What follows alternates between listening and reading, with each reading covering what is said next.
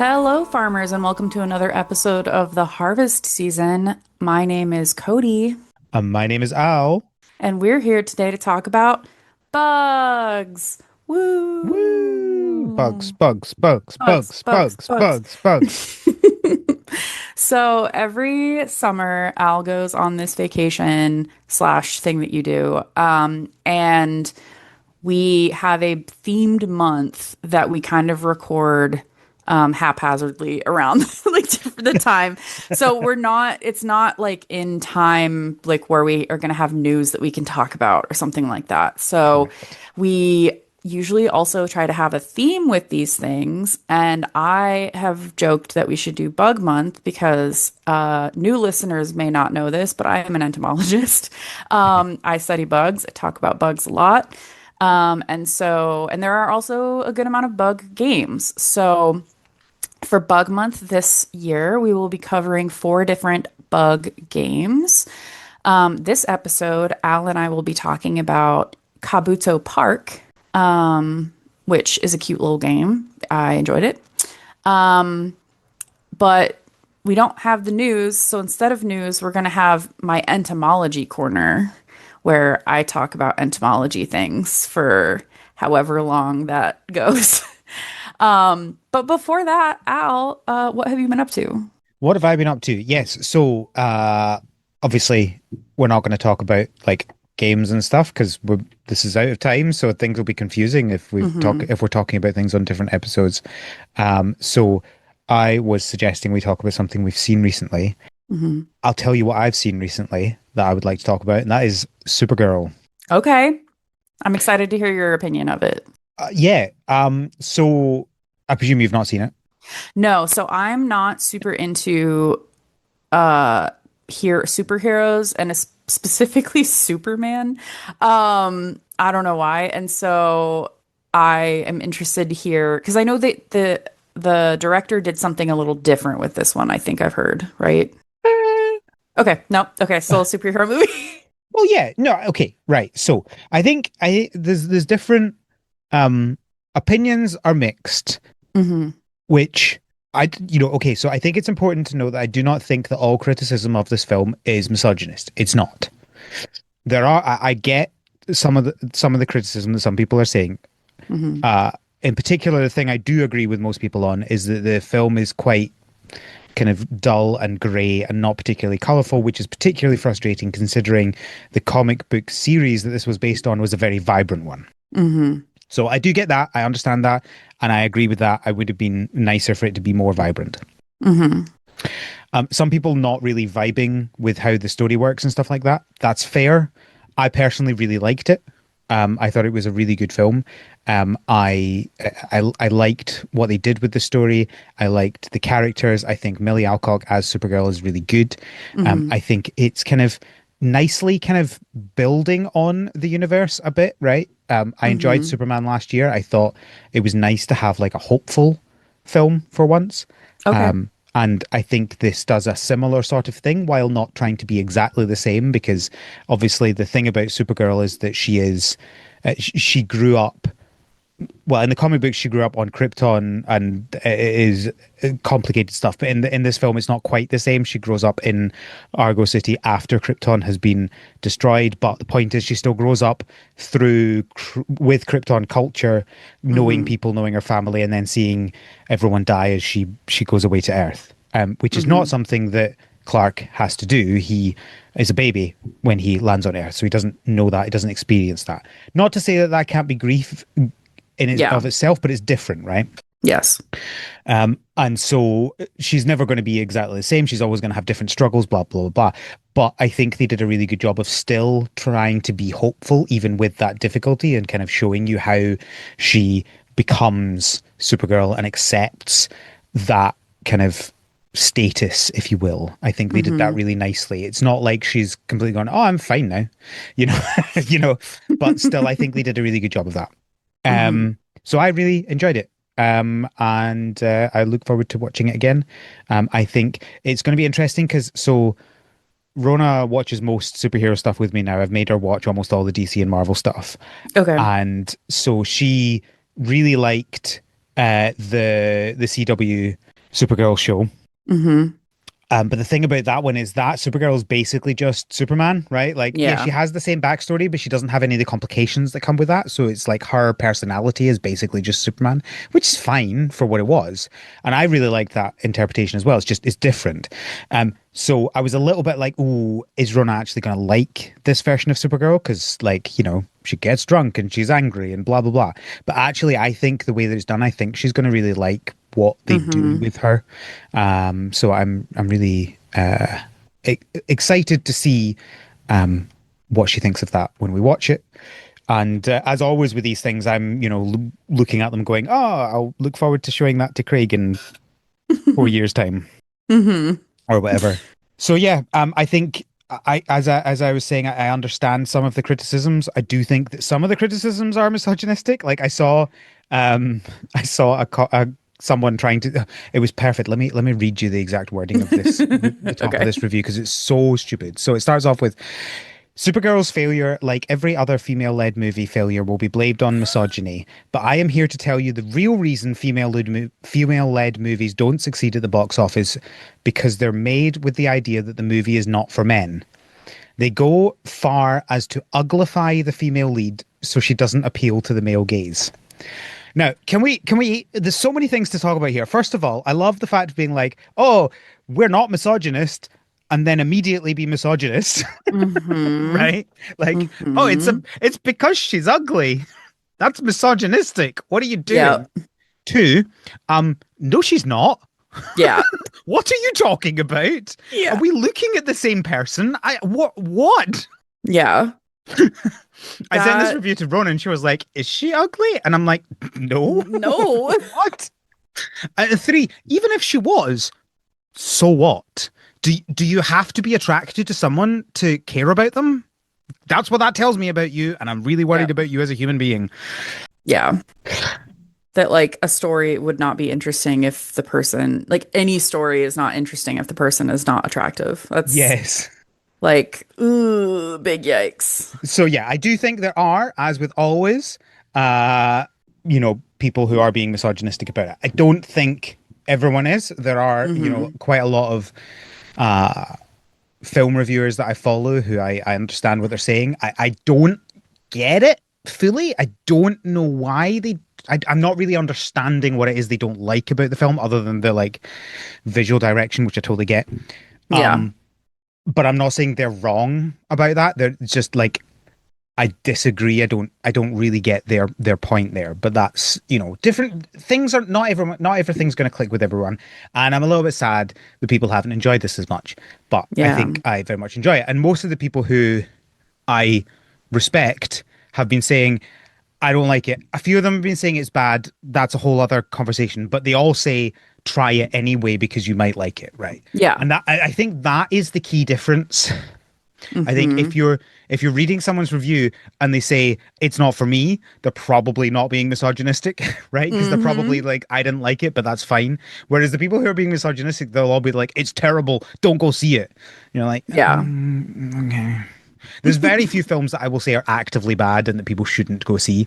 I actually quite like enjoying bad films sometimes. Yeah. You just have to, it's good to go into it informed sometimes if it is something that is probably Yeah, going to be bad. Because you might be in a mood of like, I want to watch good cinematography today. And it's like, probably shouldn't watch this movie then. yeah. But yeah, that kind of attitude is just We like, we have to get this every single time. I don't think that all of the problems with female-led movies are because of misogyny. Absolutely not. right, Captain Marvel made $1 billion, right? Like right. it's not as simple as saying people are misogynistic and therefore they don't succeed. They can and they have. But Hmm. it is another one of those things where it's like when you have conversations about bigotry, people love to like flatten it down into, oh well, this thing is successful therefore there's no bigotry, and you're like, but that's not how that works, No. right? Like you know Barack Obama becoming president, people going, oh, there's no racism anymore. It's like, no, that's Mm, no.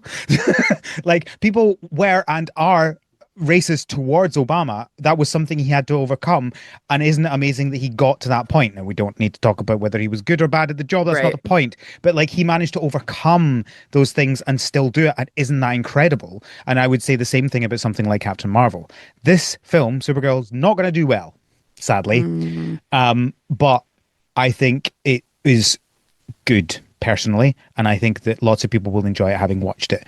And so that is my thing. And I really hope, my biggest worry is that they go, oh well, people don't really care about Supergirl, and then they just kind of like write the character out of future stories, which I think would be really sad. I think that hmm part of the problem with superhero films just now is that the first superhero films in franchises don't tend to do particularly well. It's when you continue doing them and you continue making good films and you make more of hmm them, then they like the first Iron Man. I mean, it was fine, but it didn't make a lot of money, right? Yeah. Like they weren't making lots and lots of money until they did later, Yeah. until They they had, ironed it out. Yeah. multiple sequels, right? Like only one, only one of the Marvel films made over 2 billion. Now a lot of made them made over 1 billion, but that wasn't like none of them in the first phase did until the Avengers, I don't think.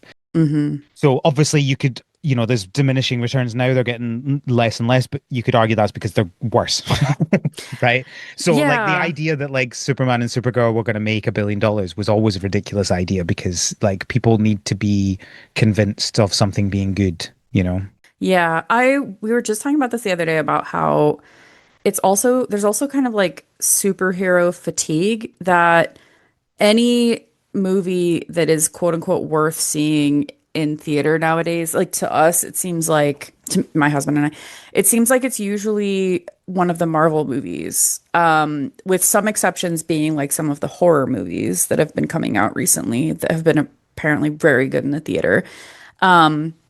Which takes me on another tangent of people kind of saying the same thing. Like I saw a news article of they really shouldn't be making so many horror movies. A lot of us don't like horror. Like it's insulting to us that we have to see like so many of these horror movies like in the mainstream. And I'm like, again, not everything has to be for you. Like Mhm. you are allowed to say, "Oh, that was good. Not for me though." And everyone should go and make their own decision. Um, but yeah, the other stuff that's been in theaters lately is just there's not like the drive to the theater that I feel like there was 20 years ago. It's also way more expensive because of course it is. But like we had really big series like 20 years ago that were coming out and were being made, and so every few years you knew that you were going to go into the theater. And I feel like the majority of the series that are being made today are superhero. So if you're not into superheroes, shrug, you know? Yeah, okay. So there's a lot in that, right? Yeah, Um, correct. I think that there are many things you could argue about why people don't go to the cinemas as much. I think the first thing to say is it's not that they're not going to the cinema. They are going to the cinema, and the cinema still makes a lot of money. Now, hmm granted, the total amount of money that the box office makes per year is down on 2019 and the Yeah. 10 years before that, roughly, because obviously COVID, Yeah. massive problem. But I don't think it's as simple as saying it's because of COVID or it's because of bad films or anything like that. Because like generally, it's been going up since COVID as well. It's not hit the same levels that it had, but it's not far off. Mm. So if I take the number in 2025 and I take the number in 2019, uh, the 2025 number was 76% of the 2019 number. So there's a 25% gap there. I'm not saying that's hmm nothing. That is obviously a lot of money. Right. But in terms of like, I think the way that people talk about it makes it sound way worse than that, right? Yeah. And I mean, for myself, I think it's that there haven't been movies that have been appealing to me. So, and I think that that is because another thing that's been coming out a lot are live action remakes of Disney movies, Yeah. which I'm not interested in. Yeah, but they So, make a lot of money. yeah, I'm sure. Right? Well, and they're gonna make, This is the thing because yeah, we're going to talk about Disney and Pixar as well because like generally kids or family films make a lot of money, Yes. right? Like the thing, if you look at the top 20 films or so, half of them are superhero films, half of them are kids films, Yeah. and then there's Avatar for some reason, which is confusing. Yeah. Um, I will never understand why that makes so much money. No, yeah. But that, again, not for me. That's fine. Oh, I say that. I actually enjoyed the third one. Not a, Oh, you did you? the first one was fine. The second one was boring. The third one was, I think, the best of the Avatar films. Okay. Um, I mean, that's not a high bar, but Yeah. I think it's the best one. Um, but yeah, I find these, and it's there's so many reasons why, 2025 made 75% of 2019, but also like that's still a lot of money, Yeah. right? Like we do live in this world where everything has to be increasing all the time, forever, Has to and be. well, yeah, that's the thing. It's a bizarre idea, but that is what, Mm. for some reason, capitalism has to have. And so, even if it was making as much as it did in 29, that wouldn't be enough. It's got to be more. Yeah. And so, yeah, I think it's a whole bunch of things. I think the part of the thing is that we might be moving into a period of fewer people wanting to watch superhero films, Hmm. possibly. I'm not going to say anything until next year because I think part of the thing is this year is gonna. If this year isn't the big year for superhero films, I don't know what year is because we've got Spider-Man and we've got Avengers. If Hmm. if Spider-Man and Avengers don't make over a billion, then yeah, sure, Marvel's really got to change something fundamentally. Um, Hmm. but I suspect they will. I suspect they'll make a lot of money. No, I'm sure those will, but like there's so many other little offshoot like But they never made a lot of money. That's the the thing. the offshoot movies. Yeah, like it's not like every Marvel movie or every superhero movie made $1 billion. No, but I still thought that they made good money. Some of them did, some of them didn't. Like Mm, I think this is the thing is like we have this viewpoint of like, oh well, everything makes a lot of money. There are only 16 superhero films ever that have made over $1 billion. 16. hmm. Yeah, a lot of them are Marvel ones, but not all of them. Hmm. And there are a lot of films that haven't made anywhere near that. Yeah. So like it's a complicated story, right? Like Yeah. it's not a simple answer. Yep. Um, but like, let's take, for example, Doctor Strange came out in 2016. So after 4 years after the original Avengers, and it made 600 million. Now, you might be like, oh, that's a lot of money. It depends who you ask, Well, and whether also that's a lot of money. how much did it take to make Oh, too? that is a complicated question. So because that's It how made a I so profit. It made a profit, but the problem is that making a profit is not enough for these people quite often. y- yeah. Because like these numbers like $1 billion like that just doesn't resonate with me. I'm like, okay, that's a number. Like I don't know. I think it's more like the vibe like of the fact. I don't know. So that's I'm getting into feelings, not facts. So it's Yeah, not. well, that I think is part of the problem, right? Part Yeah. of the problem is that a lot of these things are discussed based on people's feelings, Yeah. and when you actually start to look at the numbers, the picture is more complicated. Yeah. Um, so the MCU has made a total of $32 billion, which is an average of 870 million per film. Hmm. But considering one of them is like the second highest grossing film of all time and made nearly 3 billion, Which one's that? that was Avengers Endgame. Okay, that's what I thought. That skews it massively. So uh they have been going down. It's undebatable. They have been Hmm. going down. And part of that is because people don't like the films as much, and part of that may well be because people are being bored of these same stories. Part of it might Hmm. be one of the other complications I see is that they start to introduce new characters. Those films don't do as well as the previous ones because they're new characters and people need to get used to them. But then they abandon those characters when they don't make the lots of money and they go back to the old Hmm. characters. But people are like, we're done with those characters. And so it's like, actually, you need to keep working on the new characters so people actually care about them. Yeah. I think my struggle with it is like it's like usually it's the same story, different skin is my it gets very formulaic after a while. And It I'm, can I, be. yeah, Depends it what you're can't. watching, right? Yeah, Like, have you but seen Wonder Man, for example? no. Love that show. Show was excellent. The problem is no one's seen it. Hmm. And yet I'm not saying that this is people's fault, right? Hmm. Like, why was that made into a show rather than a film, which would probably have garnered more attention? I don't know. Would it have worked as Hmm. a film? I don't know. Possibly. I liked it. I thought it was a great series. I think it worked really well as a series. But the thing is that, yeah, sure. If you look at if you watch like the big things, then yeah, everything's going to feel the same because the big things are all about here are all these characters that we like fighting a baddie, Yeah, which is what this year's one is going to be. But yeah, if you watch everything, there's so many different stories.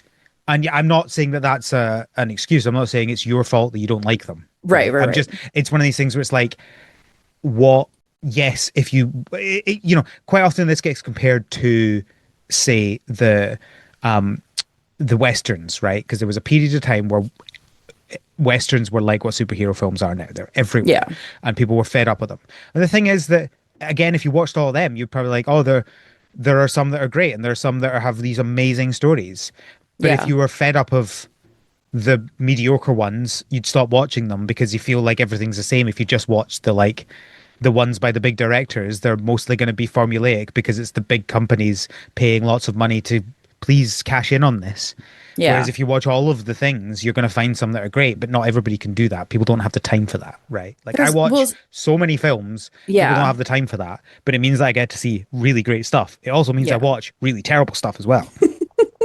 Well, and so the other aspect of this is past films like to the TV series and Yep. the mini shorts. And like you have to watch all of these things to be so that when you go watch the next Avengers movie, things make sense. Yeah, but I Because don't think you do though. some of those Avengers movies, I was like, I don't get like why there's this tension here. And someone was like, oh, you had to watch Scarlet Witch or whatever. And I'm like, okay, but I didn't. There was no Scarlet Witch thing, but anyway. Or what? Um, No, what was the? I think the Yeah, thing what is that was? like sometimes we just need to accept not knowing everything. Yeah, Like, because I'm I think I'm not good with that. it's the same thing where people complain about plot holes that aren't plot holes, they're just unexplained things, right? Like Yeah, people will talk about oh, there were so many plot holes in this, why did this happen, how did that happen? It's like, no, them not explaining it is not a plot hole, them not explaining it is not telling you everything, because yeah, sometimes you don't need to know everything. And a yeah, plot hole is when they're explicitly contradicting the rules that they've set out, right? That's a plot hole. A plot yeah, hole is not, oh, they didn't explain why this person would do that. No, some people are stupid and make stupid decisions, and that's why we have films. If we didn't have people making stupid decisions, we would never have a horror film. Right? Like that's an entire whole genre of people yeah, making stupid decisions. The genre isn't based on the idea of a plot hole.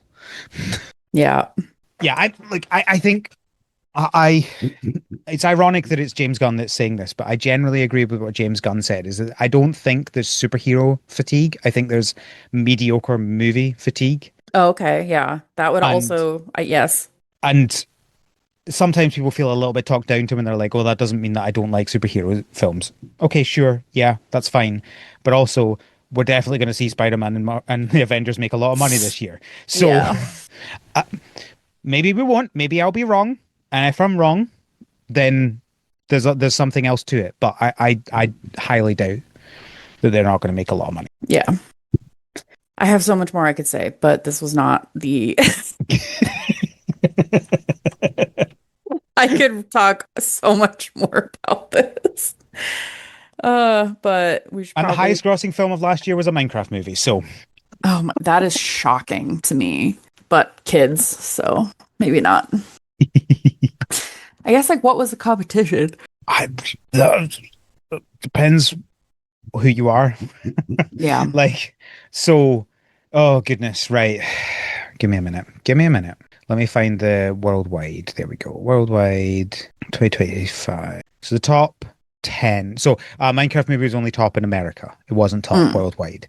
So top worldwide, and this is where things are fantastic, was Niza 2, Hmm. which is a Chinese film. Yeah. That made over 2 billion. The second top was Zootopia 2, which made 1.8 billion. And then Avatar Fire and Ash made 1.5 billion. Hmm. The live action Lilo and Stitch made 1 billion for some stupid reason. And then a Minecraft movie made just under 1 billion.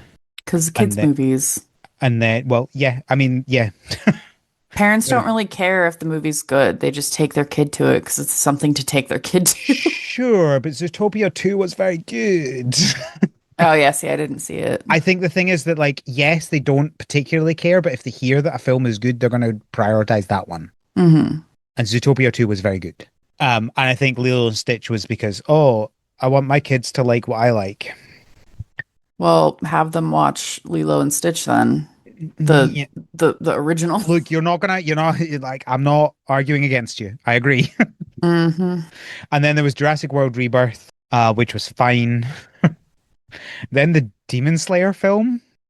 I did not Yeah, realize that made so much money. That made 800 people million. pe people like their Demon Slayer, man. My goodness. Then the live action How to Train Your Dragon, Ugh. F1, Yeah, people like uh, that. and then Superman. Okay. And then you've got Mission Impossible, Wicked for Good, Fantastic Four, Detective Chinatown 1900. Never heard of that. It looks like it might have been a Chinese one, Okay. but weirdly set in America. Whatever. That's Uh, fine. We have plenty of American movies that are set elsewhere. The Conjuring, Dead to Rights, Captain America: Brave New World. That was an actively bad film. The Housemaid, Thunderbolts, and Sinners. See, I but think there were a lot of Sinners good films last year. Sinners was so good. Sinners was very good, very good. Yeah, one of my top films of last year for sure. Yeah. Uh, In fact, it was my second top film of last year. I was just double checking my list. Sinners, I don't have a list. shocking. I watched Rain Man today. I had never seen that. I have not seen it. It was good. It's Tom Cruise and Dennis Hoffman, and Tom Cruise is like really arrogant and So he's gets, just cast as himself then. yeah, pretty much. And he has like a lot of beef with his dad, but then his dad dies and he goes to the will reading and he gets the car that his dad never let him drive and his rose Oh. bushes, and the rest of everything goes to another person. And Tom Cruise is like, who's that? Like, who else could my dad possibly give things to? Like, I was his only kid. Wife passed away, never remarried. What the heck? And he ends up like sneakily finding out that it's a man in a mental institution who ends up being his older brother.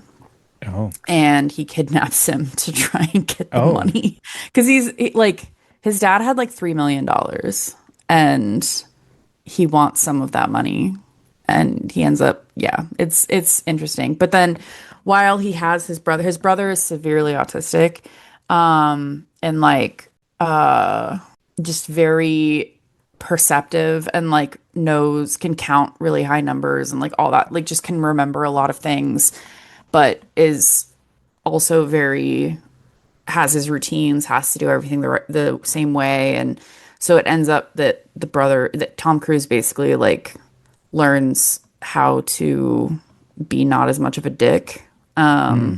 And in the end, just wants to be in his brother's life and doesn't care as much about the money. But Hmm. it was very interesting Hmm. to watch. He takes him to Vegas and has him count cards Okay. because he can remember like all of the things. Ah. Yeah. Yes, the autism is a superpower story. Yes. Classic. Yes. Okay. It does show like the downsides. Like it shows that like it's been that it basically shows it as like his brother is manipulating and using him for this gift that he has, um to be able to like count cards really effectively. Hmm. But then there's the other aspects of it of when they're in, yeah, it's worth a watch. I would watch it again. 10 out of 10. Fair enough. Okay. So that was what we've been up to, what we've been watching, and Woo. some really good conversation about and discussion about movies. Woo. Okay, so for my entomology corner this first time, I kind of wanted to go over some resources that folks can use if they want to learn more about bugs, get involved in science in their area, or get supplies for bugs. And kind of go over the beginning of the taxonomy and systematics, or the naming and the describing and the organizing of groups I started with arthropods, which is the greater grouping that insects are within. But I first wanted to start off Wait, by Cody, answering, yeah. Cody, you haven't introduced this section properly because this is Oh, Cody's entomology corner. Because yes. obviously we're not going to have news. So instead, Cody's going to do the entomology corner. Woo. Sorry, I thought I already said that. You might have mentioned it in the intro, but like, there you Okay. go. Yeah, We've so got this it is now. Cody's Cody just Entomology going straight into talking about Corner. bugs. Bugs, bugs, bugs, bugs, bugs. You can't stop me from talking about bugs, but I'm I can actively forget encouraging it, Cody. I can forget to introduce the bug section. So yeah, we're gonna do those things, but first I wanted to like answer any questions that either Al has, and then I asked in the Slack as well. So if you are not already in the Slack and you have a burning bug question, get in the Slack.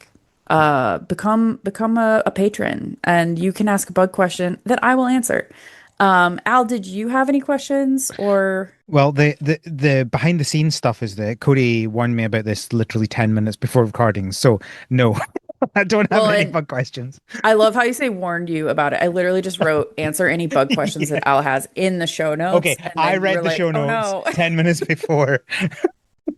No, and I like wrote it like 5 minutes before you put a note on it. So no, that's fine if you don't have any bug questions. I don't have any bug questions now, other than just Because why bugs? what do you mean why Why why I bugs? study bugs or Why just why why bugs why why exist? are bugs? So bugs are because they reproduce very, very quickly and have the ability to adapt to almost any environmental niche that exists or niche, however you want to say that, I that wasn't saying exists anything. in the world. No, I mean, I just wanted to say because people say it different ways. Um, and so they're very adaptable and they reproduce very quickly, so they can actually evolve pretty quickly as well. And that is why we have so many species of bugs slash arthropods, because it is just a very effective strategy. And they fill all kinds of roles. They're not only things to be eaten by other organisms, they also consume other organisms, they also farm other organisms, they manipulate each other, they just do so many cool things. And we will talk about a lot of that from a very top down, like broad view. I'll get into some specifics on some groups that I'm really passionate about, but some of them we're probably just going to like whiz right by. But Sounds good. Kat's question. So today's question of the day, Kat, with barely any warning, because I also Yeah, just some put people can do that apparently. I just put your bug questions in a thread here. And within like 20 minutes, Kat had a question. Kat says, I saw a video a few days ago of a bee, I don't remember which species, problem solving by moving a sphere over to use it like a ladder or step so that it could reach a food source. How intelligent are most bees and bugs in general? And they append it with also not sure if the video was real. I didn't look into it. Um, so it is real. So I immediately knew what they were talking about because there is a lot that is being done in the realm of insect cognition and intellect and learning, and bumblebees are like the poster child for it. So that is what is being mostly used for a lot of these studies, and it is their ability to learn and to tool use, and some of them actually can like not explain it, but they are able to watch another bee perform a task and then like learn that they can do that themselves. They will then try and do it themselves. That's cleverer than some humans. Yes. So, how intelligent are most bees and bugs in general? So, clearly intelligence is a hard thing to to like map. Like what does that mean? They will all respond to stimuli and they will all do what's in their instincts and be able to problem solve a little bit in their own day to day. But with what we consider intelligence, like this tool use that this bee was doing and learning, there's a good amount of them that can do it, and they're all over the place, that all over the world and all over taxonomically. Like there's spiders that can create catapults. There's spiders that fish. There's these bees being able, I mean, just honeybees in general, like navigating, using the dance to navigate and explain to their sisters like where food is nuts. And it's not something that we understood until like 200 years ago. So in this video, it is real. And you do see a little bumblebee, and they show two different ones. I posted a link in science. It's from sciencenews.org, and it shows first a bee in like a circular chamber, and she rolls a ball over to an area that has nectar available, and because she can't reach it on her own, and so she rolls the ball over there and stands on the ball to lick the nectar source. And then the next part of that video, there's a rectangular space that she is put into that has some like nooks and crannies, like kind of like a maze. And she goes into the arena. We usually call them arenas.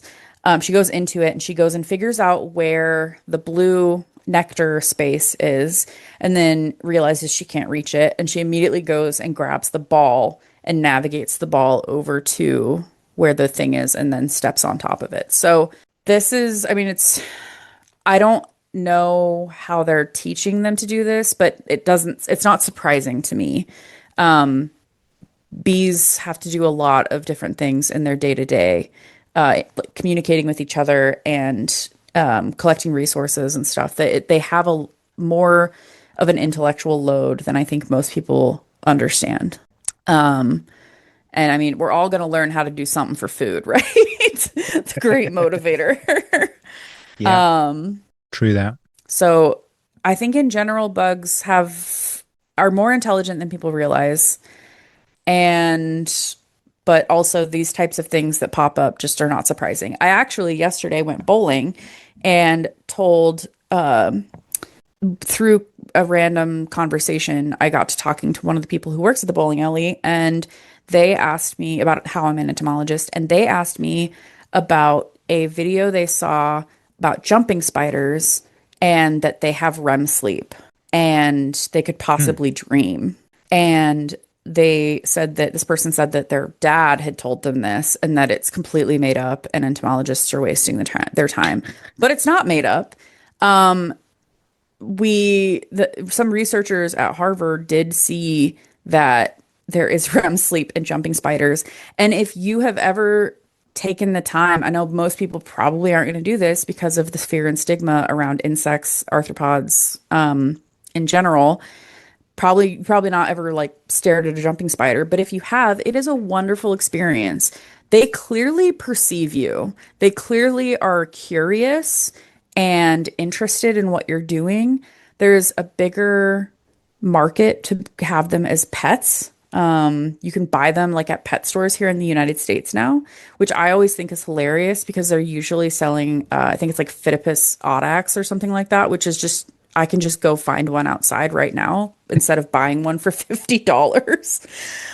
It's probably going to be in better health than the one that I'm going to get at Petco. There's so many different species of them. They are so interesting. And it's just one of those things that people aren't interested in looking into or in like investigating. We've lost a lot of the wonder because of the fear that people have of these things. Like another one of my friends was telling me about how scared she was of cellar spiders, and I was like, why? They're not gonna do anything. Do you guys have cellar spiders? Let me find out. They're like Yes. really long-legged spiders that live in your basement or cellar or whatever. Yeah. No, yeah, I've seen those. They don't they don't want to mess with you. They're literally just chilling to consume any bugs that are in your house. Yeah. So, but she was like dog sitting for someone or something, and there was one in the shower, and she was like, "Nope," and she killed it. And I'm like, I mean, you do you if you genuinely are afraid, but also maybe consider that fear. Maybe take a second and be like, where is this coming from? And is it rational because a lot of folks' fear of arthropods is completely irrational and it's a learned behavior. So they're super cool and super intelligent, in my opinion. Any questions about that rant that I just went on? No, I would say one thing is I think it's fair to have irrational fears though. Like most fears Oh, tend to be. 100%. Um, Like so I think it's people shouldn't necessarily feel bad for their fear, but like that's not the same thing as then uh trying overcoming to it. burn Yeah. down everything because there's a spider there. Yes. That's well, and that's like I have multiple weird irrational fears where if I see a certain thing or whatever, like I have a visceral like ugh reaction. Like I'm just like ugh, gross. But I don't then again, like you're saying, like burn it down. Um, those fears exist for a reason. But sometimes that reason is not based in reality for some folks. Like some of the people that I've talked to when I've done outreach events, like people being afraid that a spider is going to crawl in their ear. And I'm like, I don't think that's going to happen. There's no point in that ever happening. Yeah, it's just it's one of those things like once you know more about the topic, the fear kind of goes away. I'm not as worried about it. Everyone here on the East Coast was so worried about the murder hornets in Oh, yeah, 2020. I remember that. And if you just looked it up a little bit about what, like not any of the murder hornet things, but like looked up information about what is it, Vespa mandarina, I want to say. The species. So they're called the Asian giant hornet is actually, yeah, Vespa mandarinia. You would know that that's not, nothing's, you're fine. They're not coming for you. Like, Mhm. especially if you're on the East Coast, because they are like most social wasps, they are a social species that has a hierarchical like structure. And if you find a single female somewhere in the world, it is like in a random ass place, it is unlikely that she is going to have fertilized eggs and then generate a colony. And they don't do it that fast either. They usually only have one colony a year. So it's not like a single foundress is going to make like a billion of them in a week or something. So it's just, it's not likely it's not going to happen with them. Some of the other organisms like spotted lanternfly, which is another issue that is an issue out here in the East, they do have a billion babies and they are super hardy. So like that is an issue, but the murder hornet is not. And a lot of that was just people's fear and a visceral reaction and people started fires because they saw a local hornet, which is, well, it's quote unquote local. It's the European hornet, but it's a different species that is Mhm. not the crazy honeybee killing species that everyone was freaked out about. Yeah. Everyone was like, "Oh my gosh, the murder hornet's here because something that looks like it is here."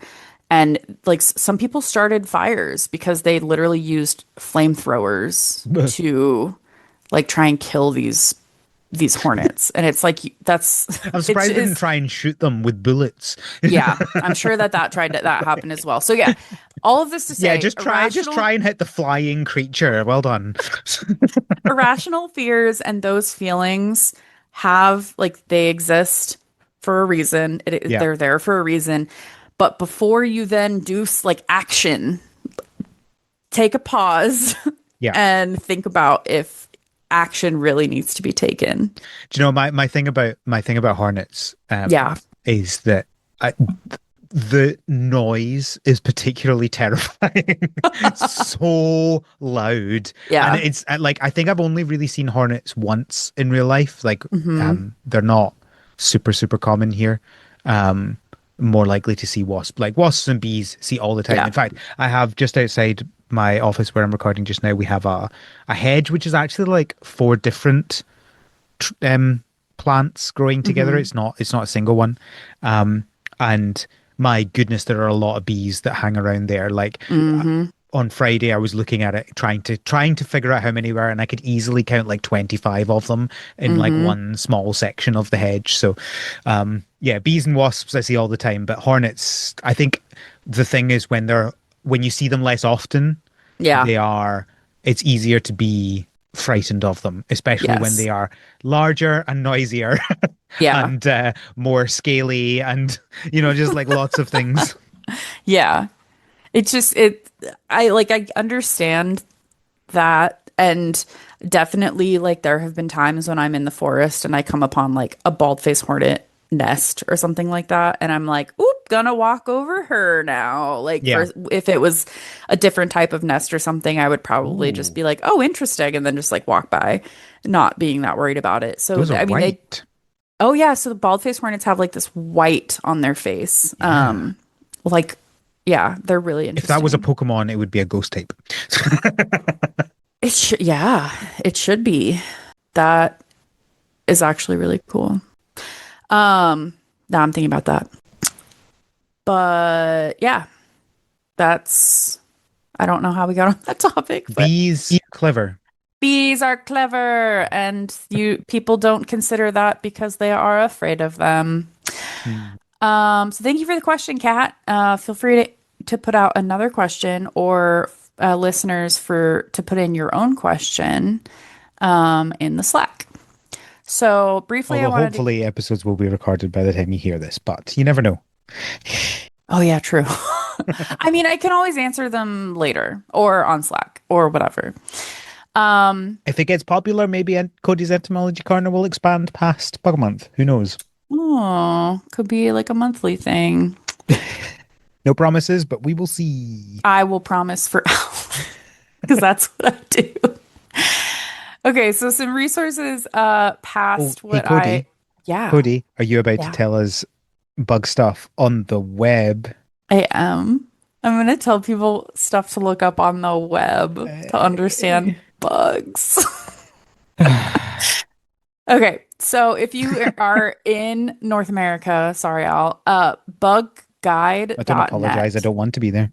Oh, you're right. Bugguide.net is a wonderful resource that I use a lot that has a lot of really good information about different species. It's kind of like a Wikipedia of bugs specifically that entomologists use, and we will update it and add new information, and we put pictures up there. So it's a way if you have a very specific species or a certain thing that you're looking for, you can actually browse through a bunch of different things to try and get it. So sometimes I will find, like very clearly, I have a ground beetle in the family Carabidi, but I don't know where to go from there. I don't know what it is. On Bug Guide, they will have some references of what like different dichotomous keys that I could use to try and diagnose what kind of bug it is, like what kind of carabid it is. I could look at photos of a bunch of different carabids and see, oh, this one's a West Coast one, this one's an East Coast one. If an entomologist made a cool graphic or something, they would probably put it on the carabid page. So it's kind of a repository for a bunch of information about things that people that people have, either the information or the questions. You can also upload photos, and entomologists will categorize them for you, or ask questions. So I really like Bug Guide. I use it fairly regularly, so I highly suggest it if you are in the area of North America. Another thing that I really like, and this is global, is called iNaturalist. So this is an application that can be used not just for bugs, you can use it for literally any biotic organism that you see, that you can have it on your phone and you take a photo of whatever you see in front of you. And then there is an algorithm that has now been trained on, like, at this point, probably billions of user uploaded images of biotic organisms. It uses that and then also uses feedback from users to give you a prediction of what it thinks that it's looking at, or what it thinks is in the photo. Notes, you need to have a really good photo. So if you put like a Bigfoot photo of something on there, depending on what it is, you might not get very good suggestions. Sometimes people like will reach out to me, and I highly suggest if anyone wants to do this, please do it. I love getting these questions. But they reach out to me and they're like, "What is this bug?" And I'm like, "Well, this photo looks like it's a smudge on the bottom of a well that I'm at the top of. So I can't tell you much information." or I can tell you a smattering, but I can't tell you like more specific than that. So on iNaturalist, if you're going to upload something, make sure it's, the clearest photo that you can get. Maybe if you can take a couple photos from a couple different angles, because sometimes you need to see things from different angles to be able to diagnose lower. And then the algorithm and other users will go through and confirm identifications and maybe update identifications. So I really like that as well. And even if you don't want to make an iNaturalist account and contribute, you can just go onto it and explore. So you could go, Al, to wherever your neighborhood is on the iNaturalist map and just look up observations of insects. And then it'll show you all of the different bugs that people have taken photos of in your area. So you kind of have then like a list or like a task, like, oh, here are all the things that I could see. Let me go find them. The last thing I'll say about iNaturalist, I super love it in general, but like as a cute thing that people can do, but also if your observation gets confirmed by enough people and there is a consensus among the people that identify whatever was in your image, it becomes what is known as research grade. So that is an observation at a specific time and location, which you should have that information when you upload it. An observation of that organism at that time and that location that could then be used in research going forward. And there have been entire papers discussing range distributions and distributional changes where an insect or anything might have popped up into a new area, or where how that shifted in the last 50 years and how something might be going more northward and it's not really being seen in its southern range anymore, but it's being found more north. It can explain invasions. So if something is invasive and then you're like, one popped up like way over here on iNaturalist. I actually used it for that reason, for an ant that is coming into our area. And it's all like citizen science. Like anyone can do this. I've met kids that do this and they just have so much fun. It's like real life Pokemon hunting. Hmm. So highly recommend people go onto iNaturalist and create an account and start recording observations. You can also become like the best observer in your area. There's like a leader list, leaderboard. Oh, don't gamify it for me. Oh, it's gamified. And then the last thing, so those are two really good resources for finding insects in your world and getting more information about them.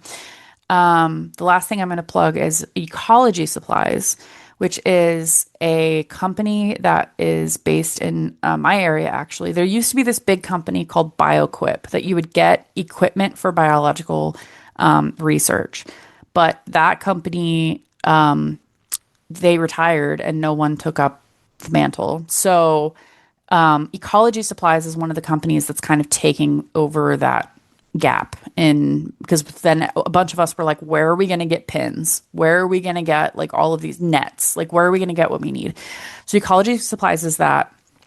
And so if you have anything that you need if you're interested in collecting insects, you can go to Ecology Supplies, and there's actually even like a student starter kit that I want to say is like $100, but it includes like like the net and all of the pins and a box to put them in, and like it kind of goes over how to do everything. So I really like that for like a kid. If you have a family member who's really interested in bugs, highly recommend it. Do you have any questions about the resources, Al? No, it all seems very cool. Cool, taxonomy. Okay. So now we're going to go through starting from the group Arthropoda, which is just the arthropods. So these are all soft-bodied organisms, like soft-bodied invertebrates that have segmented bodies. I'm trying to remember exactly what distinguishes arthropods now that I'm like looking at it. Yeah, it has a exoskeleton, a chitinous exoskeleton, body that is differentiated into segments, and paired jointed appendages. So think of like a leg, an insect or spider leg. Like it is There is always one on either side of the body. There's like to match, and they're jointed so that it's not just like a stick hanging out doing nothing. Like it has musculature and it can move. So there are four groups of arthropods. The first ones are the chelicerates. So these are things like spiders and scorpion. Like a lot of the arachnids are in Chelicerata. Water scorpions. I don't know if you've ever seen those in sea spiders, pycnogodids. Really cool. I have not. They're quite They, something. yeah, you looking at them? I am looking at them. Yeah. Um, So I actually really like going on iNaturalist, and you can look at like the taxonomy tab and you can go through some of these things. It's very interesting. Another thing that is within chelicerates are horseshoe crabs, which are one Mm. of evolution's like chef's kiss things because horseshoe crabs are one of those organisms that has changed very little in the last like hundreds of millions of years or whatever. Um, they look almost exactly the same as they have always looked. They're these little goobers that are aquatic. Um, and I got to see some of my first ones recently, and I was very excited out here in the eastern. Let me see where their range is. I can look at their range. Oh yeah, you're not gonna ever see them. They're not anywhere near you. Also not a But crab. yeah, correct. Also not a crab. I will never be tired of seeing us name animals after a different animal that it is Yeah. not. So a lot of that stems from um when people started naming things the first time, like the first time around. They were just going based off of like what it looks Yeah. like the morphology of it. Doesn't look like a Or crab either, though. share well, so if you flip it Wait, over, it does. if It's this is got what they thought a crab looked like, what crabs did they have? if you flip a crab over, they That actually still look doesn't pretty look like a similar. crab. They have the No, same I know little I'm not. legs. No, I am not. Okay. Look, I will defer to you on matters of definitions and matters Okay. of bugs. I will not let you gaslight me into thinking this looks like a crab in any way, shape, or form. Okay. Agree to disagree. Um, Listeners, go look at the horseshoe crab. Tell me how on earth anyone would think this looks like a crab. on the underside of. No, So, it just has but legs. That doesn't so make it ba- look like a crab. so way back when, if we had only looked at how things either behaved or how they looked, this is how you first get in the first beginnings of classification of organisms. They thought that bats were birds because they both fly, right? Fair, They both yes. fly. They both do the similar things. They are not clearly. But it's just another organism from a different group that is using the same niche. How do you want to say it? How do you want me to say it? You can say it how you want to say. I would say niche, but you can Niche. say what Okay. you want. I'm not going to Okay. police your language. I feel like someone someone's listening and is like, it's not pronounced that way. Probably, but Everyone, that's not how language works. it's true. Um, so yeah, that's how you get things like this being called a horseshoe crab, even though it's not even in the subphylum of Crustacea. It's with chelicerates. It doesn't even really look like a horseshoe. I get where they're coming from that one. It looks up more like a horseshoe than it does a crab, but Yeah. like even that's a stretch horseshoe. Yeah. Like it looks like a bowl. It looks like something's got stuck under a bowl. But when they named it, I mean, how many did people have bowls that were shaped like this, or did the bowl, I don't know. Well, when they gave the English name, the modern English name to this creature. We're not talking we're not trying to suggest that it was I called know. horseshoe crab 5,000 years ago. Yeah. I don't know when were bowls invented. I When don't know. were bowls invented? Roughly 18,000 years ago. So Yeah, and 18,001 year ago, horseshoe crabs were named. was when they gave the name horseshoe crab to this creature. I would absolutely love if this was like the origin of Oh my both gosh. horseshoes and crabs. We named horseshoes because they look like the horseshoe crab, not because they're shoes for horses.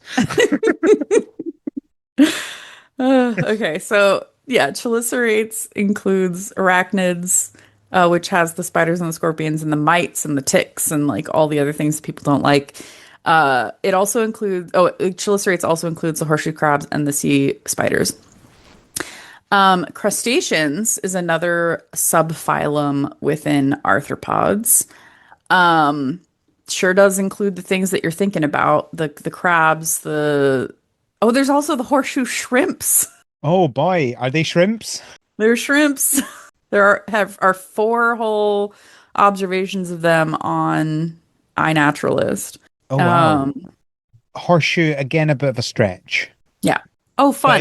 if it is This actually a shrimp, I'll give it the shrimp. I'll let it have crustaceans that one. includes the superclass Oligostraca, which includes the tongue worms. Have you heard of tongue worms Oh before? no, do I want to have? It's actually kind of cool. So, but people are probably not going to like it. But it's basically these Oh worms, no.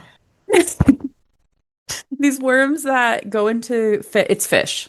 They're aquatic, but they Okay. will go in into a fish, I think through the gills. They will consume the fish's tongue, and then they will functionally become the fish's tongue. So they will Go. basically do what the tongue was already doing. And so whenever the fish is eating something, the tongue worm will just take a little bit, just take a little nibble of whatever it's eating. And that's what it does. That's what they do. Oh no. I'm unlocking new horrors for people. I'm suddenly very aware of my tongue. Arthropods also includes myriapods, which has the centipedes and the millipedes and their associates. Do you guys have house centipedes? I always have to Google these things because sometimes we call them, oh no. Oh, that is a lot of legs. Yeah, so house centipedes have a lot of legs, and they are I don't think here. that's So a like hundred legs though, just saying. no, so the centipedes and millipedes saying 100 legs and 1,000 legs, not true. Um, that's not how many legs they have. You It's get these just things in your houses. yes, I we have them in my house right Oh now. my, because spiders didn't have enough. No.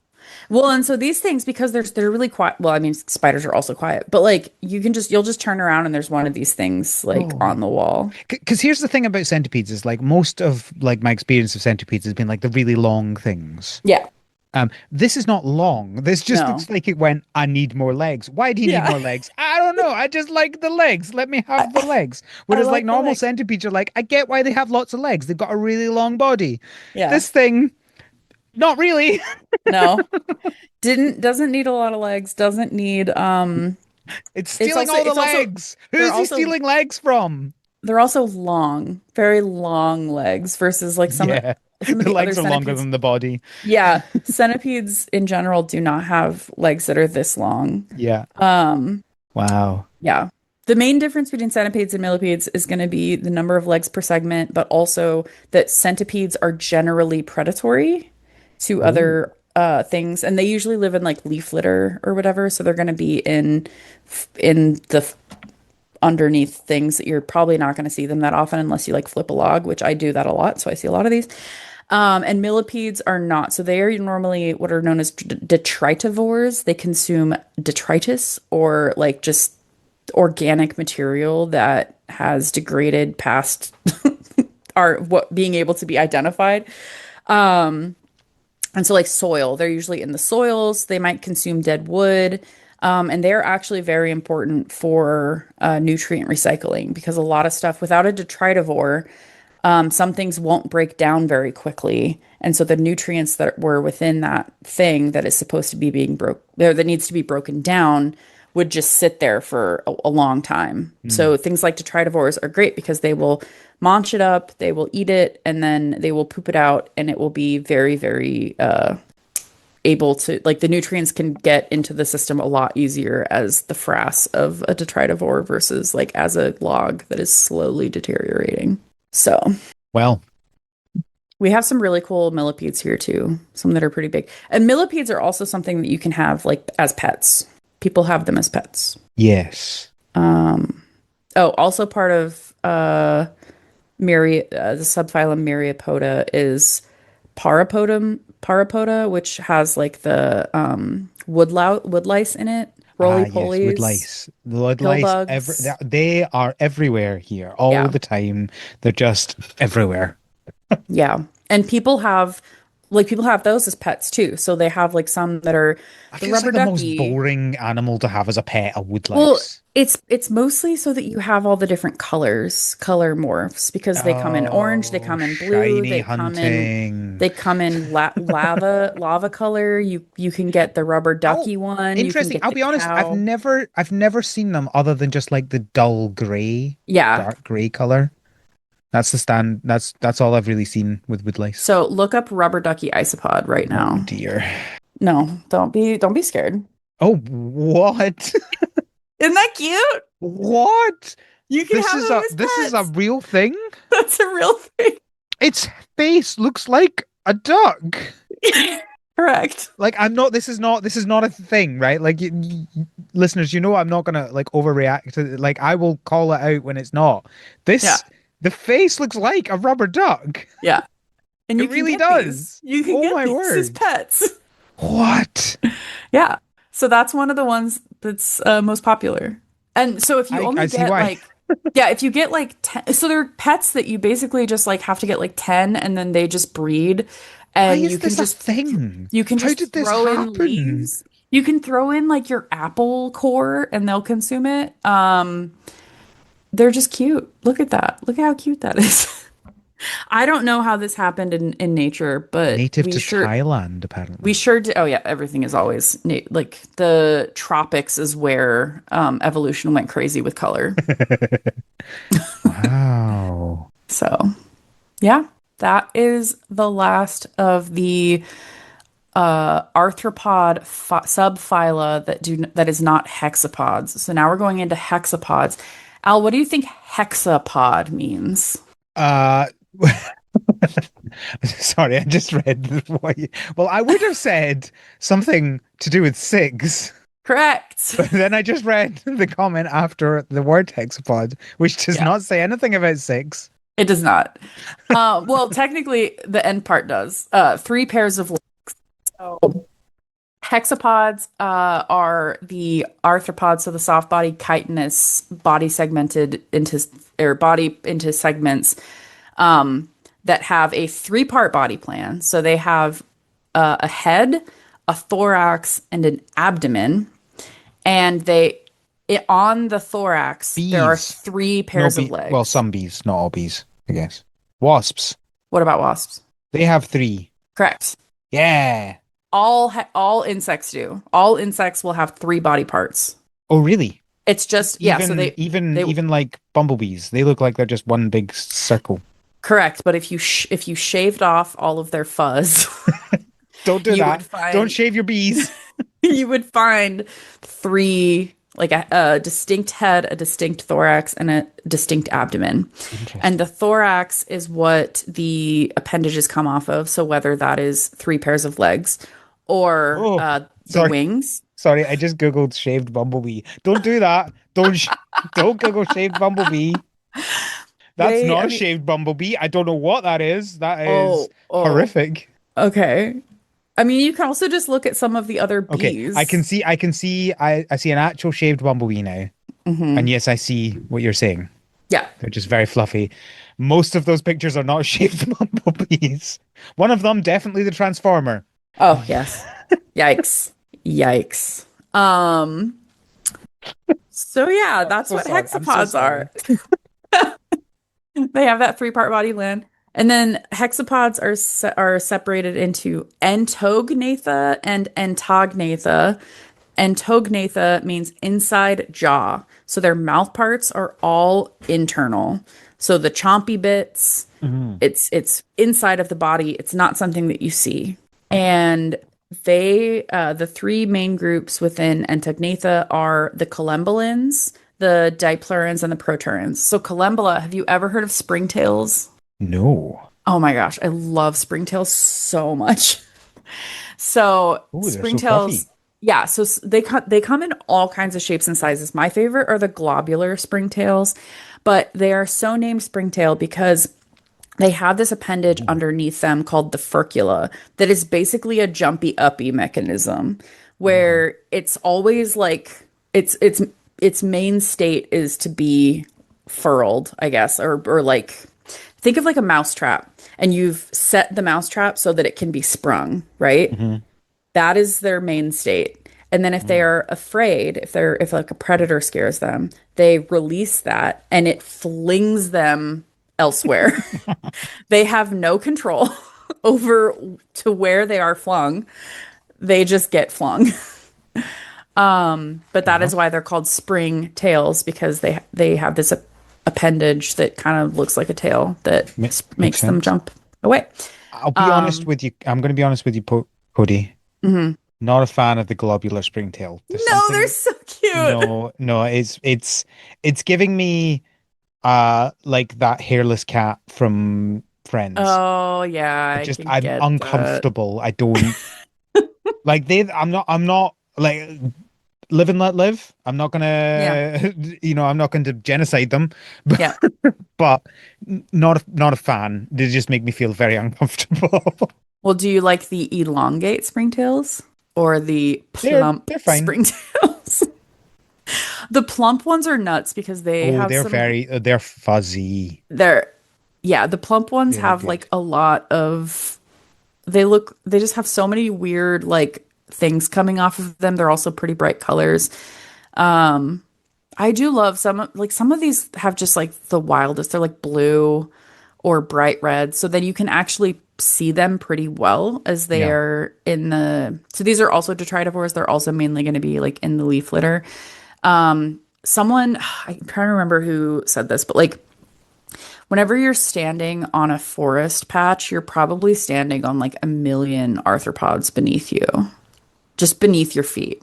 And it's mostly going to be things like springtails and like other tiny things like mites and whatever. But those are all required for ecosystem function because they break things down. They also are consumed by things.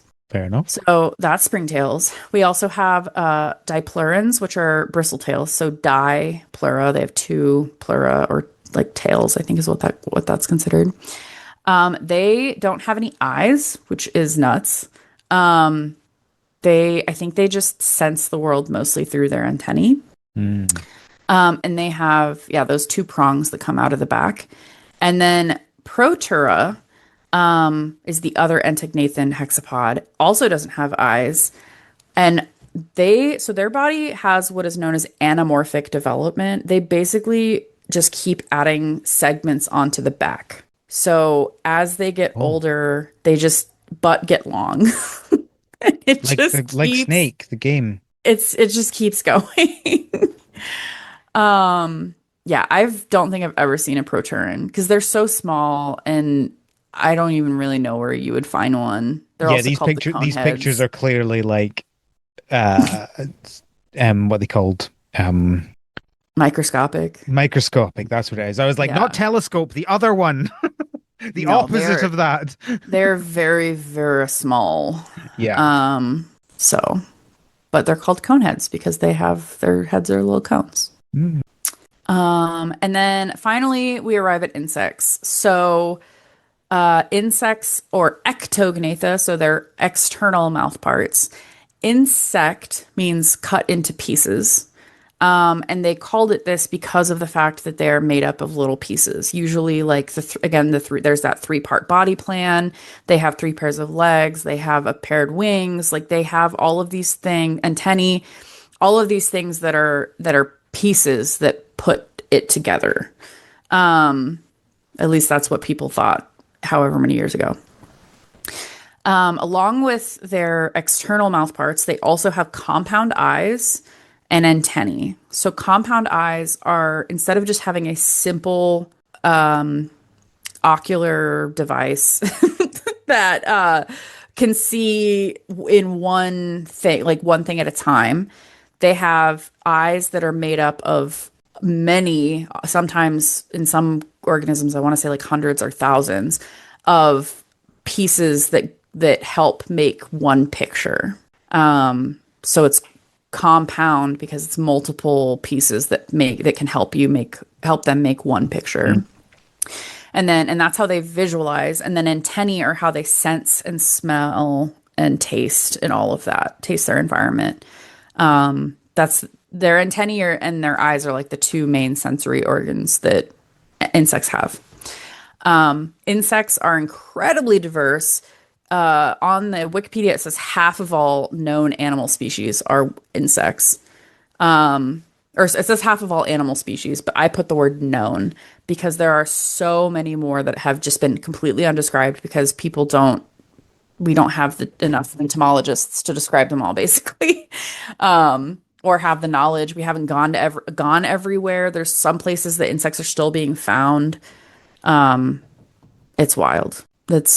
There's a saying that someone once said that God has an inordinate fondness of beetles because there's so many beetle species. I think that you can fit like all of the other insect species within not so all of the non-holometabolous insect species within beetles.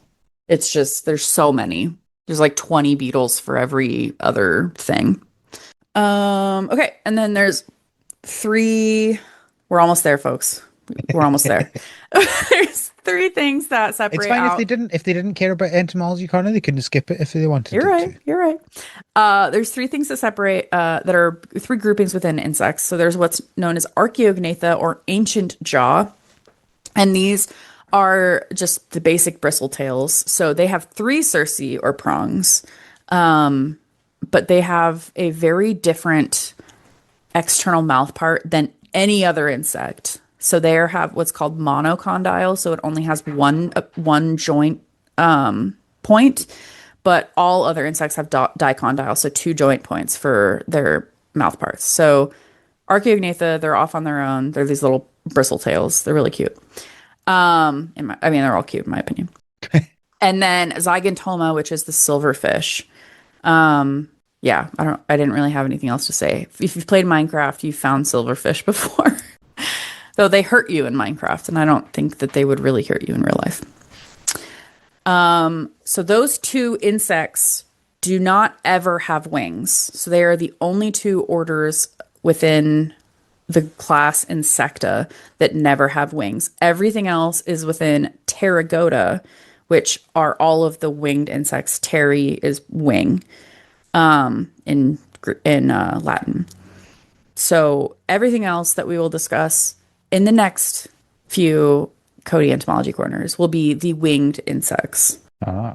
But those are the basal, the the beginning parts of how we get to insects from the world. Do you have any Well, questions at all? well, no, my question was why insect, and now you've described why insect I've described why insect and and what insect and and how what insect and who insect.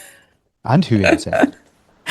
Yeah. So again, if you have any questions about this, hit me up on the Slack. And next time, in the next episode of Entomology Corner, we'll go over some winged insects. Oh, Nice. woo. Woo! Bugs, Okay, bugs, bugs. bugs. Main topic is the game Kabuto Park. Yeah. And you played this? I played and finished this. Yes, I did too. I have completed the game. Uh, What are your main thoughts? First yes. off. So I'll start off with I very quickly talked about this a few weeks ago as you're listening to this to Kevin in our what we've been up to. I just all I did, it was yesterday, the recording. Um, all I said was I described the game as I think this feels like somebody got a very quick description of what Pokemon was and built the game. Yeah. It's as if somebody described Pokemon as you catch bugs and you make them fight, Yep. and someone made that game Yeah. without any other knowledge about Pokemon. Yeah. It's fun. It's a relatively short game, but that's no bad thing. I enjoyed. I mean, I enjoy catching creatures, so why would I Yeah. not enjoy that? And I think it did an interesting. I mean, we'll get into the specifics of the fighting mechanics, but I thought that was different than how every other kind of creature collector that I've played has ever done, Yeah. which feels like you have a lot of control over it, even when you're underleveled. Yeah. But we'll get into that, I guess, when we get to it. You're What about saying your there's a overall thoughts? chance. There's always a chance, yeah. Yeah, What my about your overall thoughts? thoughts, I also really liked it. I thought it was very charming and very cute. I liked that it doesn't like make you go fast. The it doesn't make you go a certain speed, I guess is Hmm. just the period. Like you could play like 5 hours in the first day and just Hmm. catch the bugs in the one area over and over and over again. If that was what you wanted to do. If you Yeah, wanted to perchance get a shiny bug. perchance. Um, How many shinies did you catch? I think three. Oh, three. I only got two. Ha ha ha, I win. Um, Was that a but competition? it was, and I won.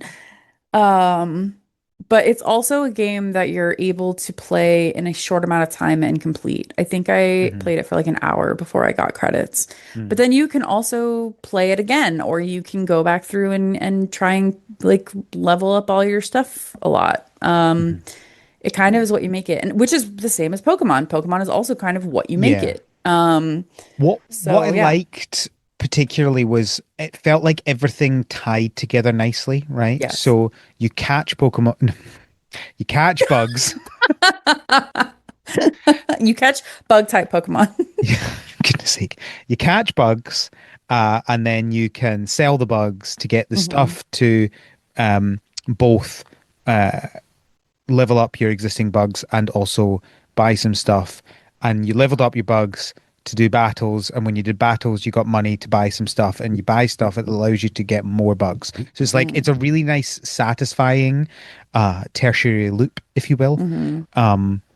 And that kind of it doesn't I think possibly it would have some of the same grind issues as Pokemon did if you needed to get much higher level than you do.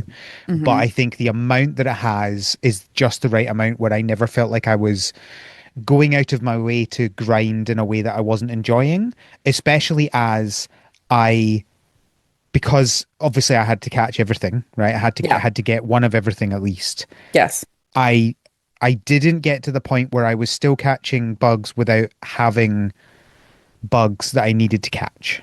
Yes. So it was really well balanced, I felt, Yes. in that. Yes. I agree. Okay, so the basic, what did you play this on? I played on my handheld, my not a Steam Deck. Okay. I played mine on Xbox Game Pass because it is free on Game Pass right now. Yes, I also got it on Game Pass, yeah. Okay. Um, and Because then I'm trying sorry, I to just play as want. many games as I can in my 3 months free Game Pass. Oh yeah. There's some good games on Game Pass. I like them. Yeah. Um, So the blurb on Steam is, quote, enjoy summer in Kabuto Park. Catch the cutest bugs, train them, and win the Summer Beetle Battles Championship in this tiny bug collection game. Upgrade your equipment to find rarer, stronger, and shinier little friends. The It was released actually last year, May 28th of 2025, and the reviews are overwhelmingly positive, which I am not sure what you would have to say about this that's negative. It's Presumably the five. main thing would be that it's short, right? Like if people want really long Sure. games, that would Yeah. I mean, I'm not that. I've talked before that I want more shorter games, and that's why particularly liked it being a good amount of space. But some people like really long games. So Yeah. it's no Um, Persona or um or Yakuza, you know, it is only $5 on Steam. a Um, bargain. it- yeah, it's for what I think I played it for like 3 hours total or something like that. Um, so well worth the $5. I actually It's kind of even wish on that sale I just now, although obviously it won't be on sale by the time you hear this, but it's on yes. sale right now. And 30% it off. looks it's in a few different bundles. So there's the I Love Bugs bundle that has Bugaboo Pocket and Kabuto Park in it. There's the and Budgie's Bug Shop is also I think in that bundle. There's Cute Bug Friend. So there's a few different bundles that you could buy that would save you money off on some bug games. Apico was in the I Love Bugs Oh, bundle. Apico. Okay. Minami Lane was in the Doot Tiny one. Hmm. And And Froggy's Battle. yes. And then we got Bugtopia. What is Bugtopia? Oh, I guess it doesn't matter because it's Windows. Bleh. Mm. But yeah, so there's a few different things that you could get. But yeah, so starting off, it says enjoy summer in Kabuto Park. It is summer. It is a single month. So the entire game takes place, I want to say in August. It is August, yes. You're basically a kid at a summer camp and you go and your friend you meet someone and she tells you about it. She gives you like a basic net or something. And then she shows you kind of how to do everything and says that there's this big championship collection tournament or battle championship that you can do. So you have the few different places on the map that you unlock by increasing your boots. But you start off in the sunny farm, and I guess we can just talk about the catch mechanic now because that's the Yeah. first part. Yeah. I think the catch mechanic is really hard to explain without visuals, but if you play it, it's incredibly easy to pick up. So Hmm. like you start off with a bunch of areas that you can choose to search for a bug within your specific area. And then you get this little screen where it shows you what you're trying to catch in a little bit, and then it's got a bar with Hmm. a line moving left to right on that bar. And on Hmm. that bar is some area that's red, some area that's blue, and some that's green. Hmm. And you have to time it so that you hit the green bit. Hmm. If you hit the red, you fail to catch. If you hit the green, you catch. And if you hit the blue, it does this thing where it's like, we need to get a bit closer, and it changes and you get more of the green area. Hmm. Which certainly with the first early game bugs doesn't really make much difference, but with some of the later game bugs, you kind of have to do the blue to actually get any amount of green that you can use to catch them. Hmm. I think it's an interesting one. It's obviously very live, right? Like it's you got to be good at timing, Yeah. and that's you know I enjoyed it, but I can see what that some people might have an issue with that, right? Like it's quite. I mean, I guess a lot of this game, you might be surprised if you just look at how it is, but a lot of this game, because the battles are the same, it's Hmm. very much real time. Yes. And so if you're not good at the timing, then you might not be very good at this. Yeah. You do have an item you can buy in the shop that is honey that Yeah. slows the movement of the bar within the of the lines within the bar down. And I'm wondering if there's something in the settings that allow you to make it easier. But yeah, so it's and in depending on the rarity of the insect, the bars are smaller or more difficult to hit or And whatever. sometimes they move, Hmm. like sometimes they get bigger or smaller or go left and right. Hmm. What I like is they're all different. So like for each Mm. insect, they are different. Which was really cool because then you're like, oh, this is one of the dragonflies, so it's going to Hmm. be over on the ends of the bar, or oh, this is the mantis, so there's like three different lines you can hit, Hmm. like one that's blue and two that are green, or something like that. And so I always would get the honey, and then I would save it for the difficult ones. Hmm. After you've successfully caught, so the areas that you can do have five places you can search, and I think at first you can choose three of those places. Two to start with. Okay, two of those places, and then as you upgrade one of your items, you can search more places. I think the magnifying glass, Yeah. and then eventually you can search all of the places. So then you're just looking. You have the opportunity to catch five bugs at each site. After you have collected them, they go into your collection that you can look at and you can see what their stats are. So they do have strength, defense, and I have no idea what the third thing is. I also have no idea. I'd spent the entire game not knowing what it was. I think Oh, energy, maybe. I think it might be about how quickly you gain the energy for the cards. That makes sense because Possibly. it's the letter N and then R and then G, which if you say that is energy. Yeah. But I think that's because that only came into play really at the end of the tournament where Yeah. someone was actually changing how quickly they got that as well. And I hadn't really noticed anything up to that point, but I Hmm. think that's what it is. Interesting. Yes, and then each bug also comes with cards, that are the cards that you will be able to use during the battle. Um, Yeah, and specifically they're those cards, they're for changing how the battle works, right? So yes. it's kind of like a sumo Yes. battle where you spend some time pushing to try and push the other team out of the ring, and then Hmm. you have some time where the other team is pushing and you have to hold as much as you can. And So you it's have sorry. there you go. It's based on the strength and the defense of the three insects that you choose Yeah. to But battle then with. the cards, they can do things like increase your strength, increase your defense, or Hmm. they can knock back the team. Hmm. You can push them, which I think is also affected by your strength because I've noticed that when you have a higher strength, the Hmm. pushback pushes them back further, I'm pretty sure, although there are different levels of pushback as well. And then there's some other things as well. Like I mentioned, there's one that increases how quickly you gain the energy because each card has a certain amount, a certain Hmm. value, and you gain energy over time. And then when you use one, it reduces from it. So there's Hmm. like a bunch of other effects and stuff like that. But the main ones would be increase your defense or strength, or reduce the other team's defense or strength, Hmm. or do the kickbacks. Yes. You can favorite the insects so that you don't sell them on accident. Hmm. You can sell them all for candy. So I think that what they say it on the map. So you can do the wildlife preservation. So you can sell bugs to the Beetle Park staff and you get candy. And that candy can then be used to level up your bugs. Yeah, which I find a very funny idea. It's like here, bugs eat the candy. You're gonna grow up and be big and strong. Well, that's in Pokemon Go, it's candy, right? Yeah, yeah, but these are like real bugs. I Yeah. just love the idea of like feeding your live bugs candy to make them Yeah. stronger.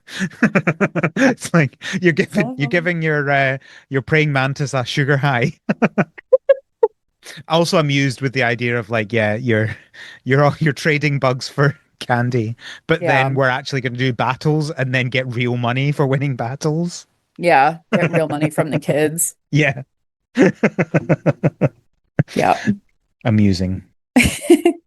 Depending on, I think your one of your items, your Bugpedia, maybe? I don't remember which one. Well, it But depends what you're talking about. depending on one of your items, you can level the max level is a certain thing. I think that's when you unlock new areas. Okay. Because like the max level at first, you can only level them up to 10, and then you can level them up to like 15 and then 20 or something like that. Yeah. Um, and so it's that there is that in that like if you're going to the same area and collecting all the bugs and then you've collected everything and you've gotten enough candy from selling duplicates to be able to level up all of your bugs to the max level, then there might not be as much of a reason. But there are some bugs that have benefits or like stars next to like their strength or their defense or their energy. So, which I'm assuming are just like, this is really good for that. So you can keep trying to catch bugs so that they have the best in as many of those categories as those stats as possible. But Yeah. I think there's um, also just certain bugs are just stronger as well, yes, right? Like the bees tend to be pretty yes, weak and the beetles tend to be the strongest. yeah. Well, the beetles have the best defense as well, I think, Yeah. because they just can be defensive. They're just big boys, Big boys. big strong Um, boys. Also partway during the month, there's some bugs will be active in areas you've already Yeah. uh completed, which I loved because that's very true that like just because you've gone to one place and you feel like you've caught everything there, you could go back a week later and you'll find new things. Like that's in reality, that's what happens. So I did really like that mechan there or that feature. I think that's collection. Oh, and then the fact that some of them can be shiny. Yes, speaking of things that are realistic, at the end of August, the shinies are out. Yeah. Amused by that. So then you can just catch, like, you're more likely to catch all of those things. Yeah.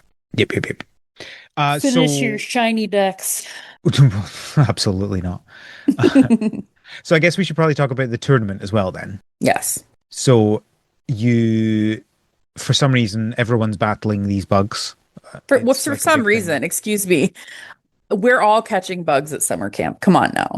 Yeah, And but then you got to compare your bugs. what I'm not sure about is this is the tournament a sanctioned activity then? Because I didn't feel like it was. It felt like it was like we're going to do this outside of our normal activities, right? Like it's not, the leaders aren't Yeah. like encouraging this. No, I don't think so. I think it's very similar to like if all the kids brought their Pokemon cards and then every night Yes, you have exactly, a Pokemon exactly. battle. Do you know what I just noticed? I don't know if you've noticed this. Have you noticed what the ring is? No. It's a tambourine. Oh my gosh. I just noticed that So the people just skin on used, top with yeah. the nails, and then you've got the Yeah. symbol, whatever they're called, around the Yeah. side. That's hilarious. It's just like someone's picked up a tambourine from a band and put This is it like down. someone's tambourine. They're like, this is what Yeah. our things are gonna battle on. So you're doing your back alley fighting, Yeah. and You do there one a are, day. yeah. So there's 31 Opponents. Yeah. opponents, and you have to you have to beat them all to win the game, basically. Yep. And they get harder as you go. And I mean, I certainly didn't find it challenging to start with, but like though the last few battles, I had to actually have some sort of strategy. Hmm. And basically, the final battle, I had to have the same strategy as the person in the final battle to Yeah. win, which was reduce the cost of knockbacks and then Yep. the card that adds more knockback cards into your hand. So you just end up knocking them back all the time. Yep. Because I could not, I tried like 10 times to defeat them on Really? three level 20s before I even Oh my bothered doing gosh. that. I never lost a battle. I was only that. It was only Yeah. that I lost. She was pretty I was sweating that one for sure. That one was not fun. So did you manage that without doing the extra knockback cards? I did. I think I had like two or three cards that I had to use. For most of my battles though, I didn't even have to use a card. My bugs were just like get off the tambourine basically. They just shoved so hard. Let me guess then, you just spent most of your time catching as many bugs as possible and leveling up as quickly as you could then, right? Yes. Yeah, okay. I Makes sense. only ever played Like I only ever battled after I leveled everything to the max level. Like all of the Right. bugs that Okay. I wanted Yeah, to I battle see with. then. I see then. So all of my bugs were maxed. Well, then because then it was like, oh, you have two level 4 or three level 4 things. That's cute. Mine are level 10. Um, yeah. So I guess I could play it again and not do that and then have to play the card game part of it. Yeah. Because I really didn't have to do much with the cards, except for the last one. Yeah. Fair enough. Um, but yeah, it's just sumo slash. I also think of like tug of war or whatever, how you have to tug something over a line. Yeah, I mean it's the opposite of that, but yeah. Yeah. So you're trying to push them off, and then you push your opponent off, or they push you off, and then you get money, and then it if you win, you get money, and it progresses to the next day. Yeah. And that's how you get more bugs, as you mentioned, by both buying the boots to go to other areas, buying the bug journal to make it easy, more likely to see rarer bugs, and Hmm. obviously some of them only you can only encounter after like half the month or something like that. I'm not sure Hmm. what it was, the Yeah. specifics. So yeah, But that, I think it's really fun. I think it's a really nicely balanced game. It's fun. The graphics are really nice, kind of fun, whimsical drawing. hmm. The I mean, a lot of the characters are pretty generic, but there were some that felt a little bit more. Pretty sure one of them was hitting on me, which is a little bit weird when they're kids. Yeah. One of them was named Ash. So Oh, like I missed that. they're not, I mean, there were multiple things where I was like, "Oh, they're aware that they're Pokemon Yeah, basically knockoffs or whatever, but like still very good."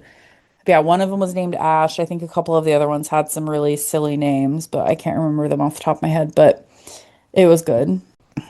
Yeah. There's definitely one hitting. I mean, you are a kid and they're kids. You've never had a childhood crush that you hit on as a elementary school student? I'm not saying I haven't, but I'm an adult playing this game. That's all, it just Yeah. like I think also the thing is it also felt like they pushed it a little bit further. It was like the first time it was like, oh, okay, yeah, sure, fine, that's cute, whatever. hmm And then there were the other one was like, oh yeah, you really are cute. And you're like, oh, No, yeah, she okay, was right. Like, boy. yeah. One thing I'm confused about, and this has nothing to do with the game. Okay. Um, see on Game Pass, how can you view the achievements you don't have? I don't know. Because I can only see the achievements I do have, and apparently there's three I'm missing. Are you doing this with uh The Xbox app. oh, an app? Just the Xbox. Well, how do you run your Game Pass games? On my Xbox One Okay. I mean that okay, fine. or Xbox S maybe. I don't remember what it It is, doesn't but that doesn't matter. Because it yeah. shows me I've got 18 out of 21 and I can see all the ones I've already got, but there's no like ones you don't have listed. Is Oh, there they are. there I found them. okay. I found them. Win a battle with fewer bugs than your opponent. Oh, dang. Do a really strong knockback. Did I not do that? And win a battle with three of the same bug in your team. Those two will be pretty easy because I didn't even think about achievements. I could totally like it would be fun to get the achievements again. Oh, I love how they say in the thing, expect 2 to 4 hours of serene bug catching, exciting battles and summer vibes. Can confirm. yeah, yeah, no, no lies there. Like I'd be down to yeah, like this is a game I'm gonna dip back into at some point.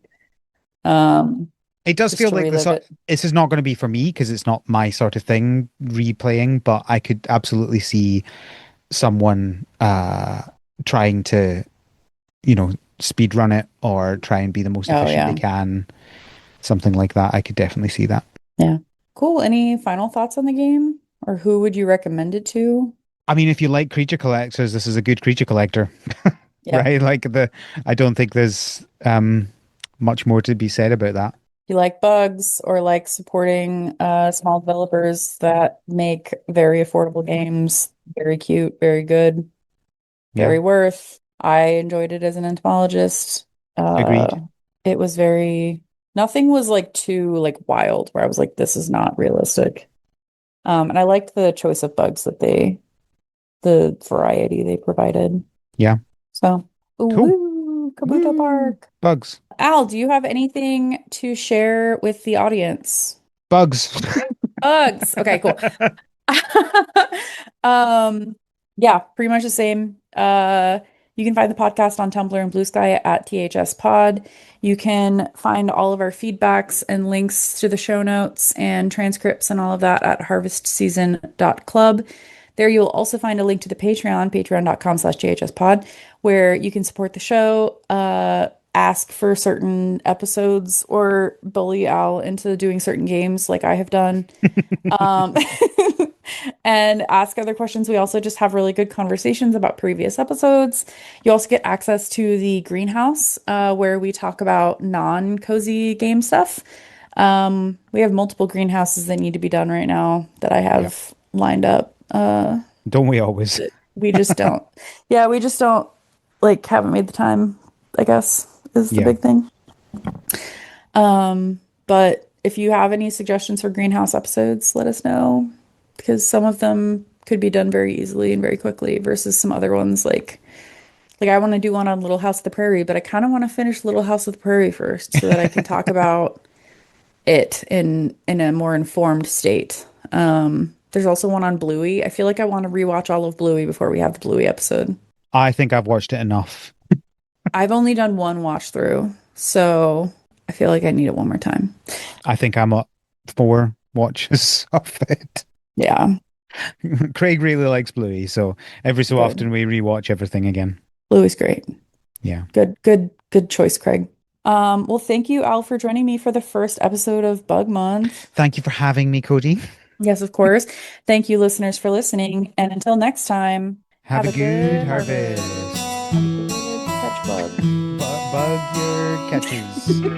The harvest season is created by Al McKinley, with support from our patrons, including our pro farmers, Kevin, Stuart, and Elisa.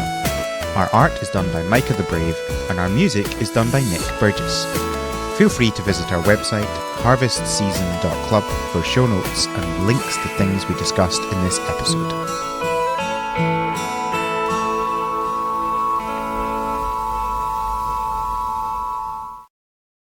I am on time.is. Oh, yep, I don't have it up yet. Give me 2 seconds. One Yep, I'm up. Mississippi, two. Okay. It literally was.